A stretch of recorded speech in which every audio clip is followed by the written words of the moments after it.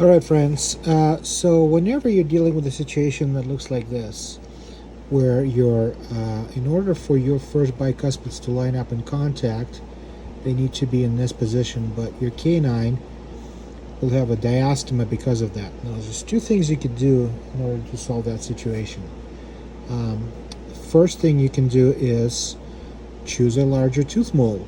Like if this is an L39, you can go ahead and get L41. The downside to that is you don't always have that mold on hand, which I don't at this moment. In another, it's going to have bigger teeth, which might not look as good aesthetically as this mold in reference to the maxillary mold. So what you can do is where you basically start playing with angulations a little bit. What you're going to do is you're going to warm up this wax.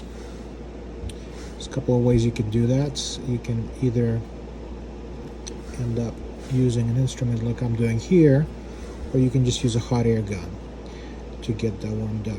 But because I'm not dealing with a lot of wax, an instrument will work just fine.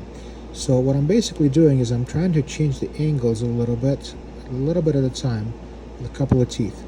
So the first thing I'm going to do is I'm going to work on the canine a little bit to try to get it in the position that will work both with the premolar and the lateral. So we're going to put that right here for a little bit, and then we're going to take our lateral right here and we're going to heat that up as well, and we're going to change the angulation on that a little bit, just like that, just to minimize the spacing here as much as we can right there. Okay, and then we're going to do the same thing with the central, just a little bit, because right now my central is straight up and down, right? So if I mess with the line angles just a little bit, I should be able to control that angulation just a little bit like this, and close up those spaces just a little bit more. And there we go.